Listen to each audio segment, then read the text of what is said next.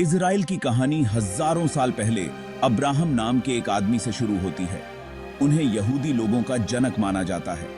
उनकी कहानी Hebrew Bible में बताई गई है, एक किताब जो यहूदियों, ईसाइयों और मुसलमानों के लिए पवित्र है। अब्राहम ने भगवान से एक वादा किया था।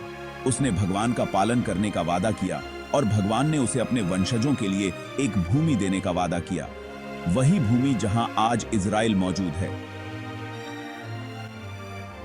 अब्राहम का महत्व यहूदी धर्म से कहीं आगे जाता है।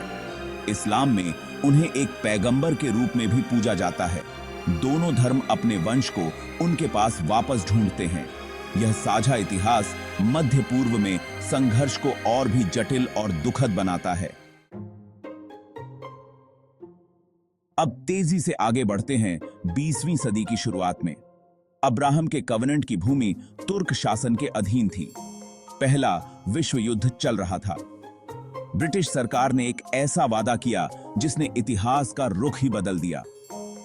यह वादा ब्रिटिश विदेश सचिव आर्थर बेलफोर द्वारा एक प्रमुख यहूदी नेता लॉर्ड रोथस्चाइल्ड को लिखे गए एक पत्र के रूप में आया था। इसे बेलफोर डिक्लेरेशन के रूप में जाना जाने लगा। घोषणा में कहा गया है कि ब्रिटिश सरकार यहूदी लोगों के लिए फिलिस्तीन में एक राष्ट्रीय घर की स्थापना के लिए अपना समर्थन देती है। इसने इस बात पर भी जोर दिया कि ऐसा कुछ भी नहीं किया जाएगा जिससे फिलिस्तीन में मौजूदा गैर यहूदी समुदायों के नागरिक और धार्मिक अधिकारों का हनन हो। इस सीधे सादे से बयान ने विवादों को हवा दे दी। 1922 में लीग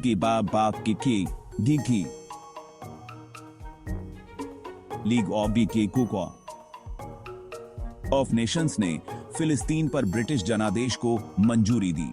बेलफोर डिक्लेरेशन को जनादेश में शामिल किया गया था। इसने फिलिस्तीन में एक यहूदी मातृभूमि के विचार को अंतरराष्ट्रीय वैधता प्रदान की। हालांकि इससे संघर्ष का मंच भी तैयार हुआ। इस घोषणा को कई यहूदियों ने एक जीत के रूप में देखा। सदियों के उत्पीड़न के बाद यह मातृभूमि का वादा था। हालांकि फिलिस्तीन की अरब आबादी ने इसे बहुत अलग तरीके से देखा। उन्होंने अंग्रेजों द्वारा विश्वासघात महसूस किया, जिन्होंने उन्हें स्वतंत्रता का वादा किया था। फिलिस्तीन पर ब्रिटिश जनादेश बढ़ते तनाव और हिंसा का दौर था। फिलिस्तीन में यहूदी इमिग्रेशन नाटकीय रूप से बढ़ गया। इससे अरब आबादी में नाराजगी फैल गई, जिन्होंने महसूस किया कि उनकी मातृभूमि छीनी जा रही है। दोनों पक्षों ने महसूस किया कि भूमि पर उनका वैध दावा है। इससे शांतिपूर्ण समाधान खोजना लगभग असंभव हो गया। ब्रिटिशों ने खुद को बीच में फंसा पाया। उन्होंने यहूदी और अरब आबादी की मांगों को संतुलित करने के लिए संघर्ष किया। उनकी नीतियां अक्सर एक पक्ष का दूसरे पक्ष का समर्थन करती थी, जिससे संघर्ष और बढ़ता गया। स्थिति तेजी से अस्थिर होती गई। जैसे जैसे तनाव बढ़ता गया,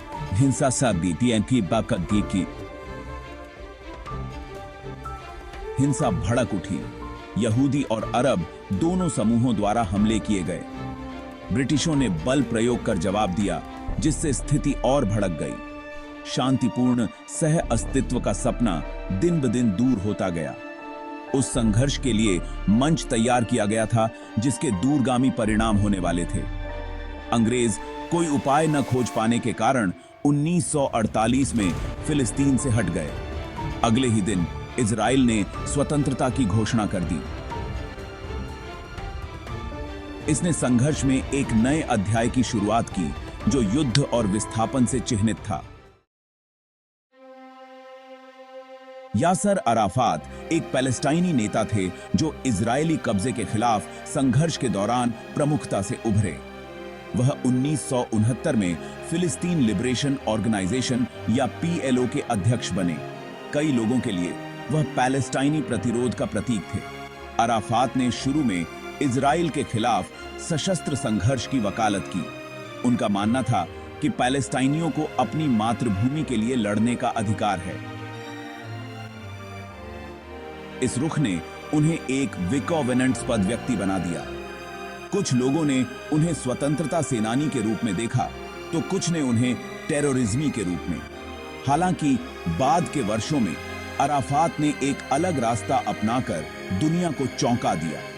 उन्होंने आतंकवाद का त्याग किया और इजराइल के अस्तित्व के अधिकार को मान्यता दी। 1993 में